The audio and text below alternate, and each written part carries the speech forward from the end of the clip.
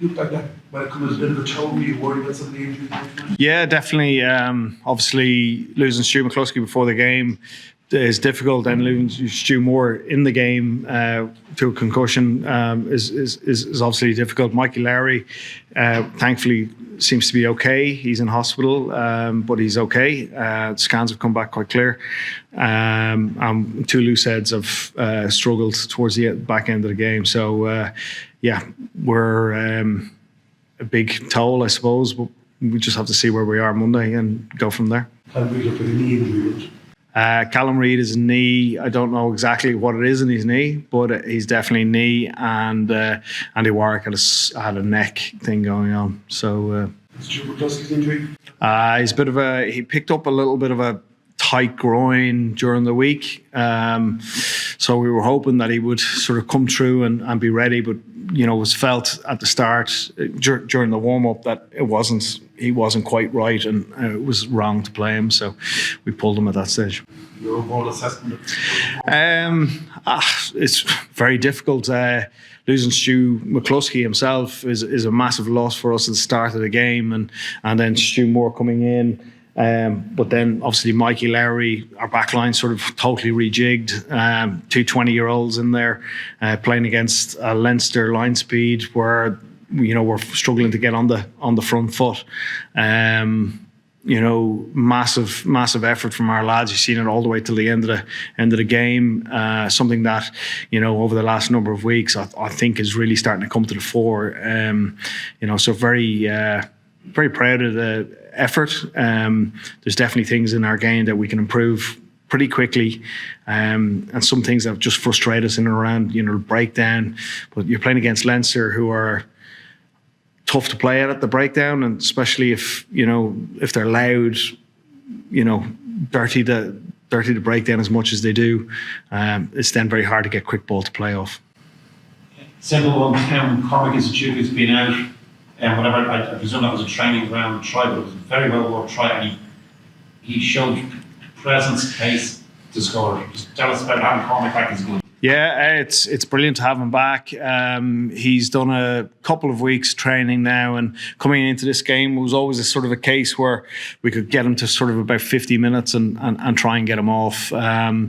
He's turned into a really good athlete. His line-out work I thought was exceptional. I think we probably upset six of the Leinster lineouts in the first half. He's a big part of that, really growing into that role.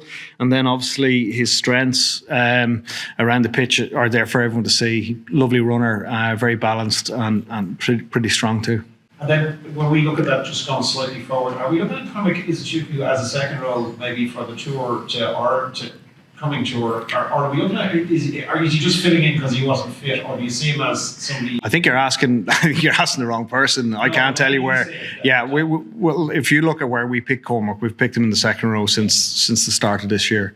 He's a very good, intelligent line-out forward. Trying to build him into a sort of a line-out second row stroke six, so that he could do both roles is probably where people see him. Just a few second rows can sprint that fast. Very few, yeah, and with his size as well, But a lot of your games on, you got to the line out, some of the area stuff you beat them, but they're just so good at the moment. It must be difficult to keep how difficult is it to kind of keep the lads heads up after they're beating that soundly, given how important the next round are for you? I think we'll just move on. You know what I mean? We scored 17 points against them. No one scored for the last couple of weeks against them. So that gives us something. Going in there, we had a bit of a plan. We couldn't quite execute it. And again, it comes down to trying to create that quick ruck ball off that second phase. And, we probably weren't accurate enough ourselves. But, there's a couple of times when lads are lining the back of the tackle and other guys are on the side of the ruck, and it's very difficult to play against. Their line speed is incredible, but is it always coming from an onside position? I'd question that. Richie, as you said there, you put 17 points on them and were close another couple of times, but what's it like to see that? That's not enough, by the way. What's it like to see that Leinster defence up close and personal? You see a couple of times they're able to just force you back and back. Like it's a pretty, it's a pretty impressive kind of unit, isn't it? Absolutely, yeah. There's weaknesses in that defence, but you have to have, like they've also so they've got a very good defence, and then they've got a squad of players who are very, very good. So you turn over the ball, you're in trouble. You know what I mean? But also they're totally committed to that defensive system, so it's very hard to play through it. You know what I mean? But so, especially when you can't get quick ball. So, there's a couple of things we felt. The scrum dominance that they had in the first half we didn't feel that was right. We felt that they were stepping around a corner, and the breakdown. You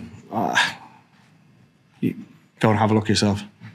The duel between Tommy and Jacob was probably one of the highlights of the whole night. But Jacob was just great for so much go forward ball views. But he's been like that all season. What's your take? Being Jacob's in a really good place. He's fit, very fit, strong. He's running really well. He's sort of taken up a more senior role within our team, talking to a lot of the young players that are out there, giving them little bits of advice. He's been a super influence on our group in the last season, really. I think he's is probably a better player than he was when in 2018. He's definitely a cleverer player in relation to the game. So it's great to see him back out there.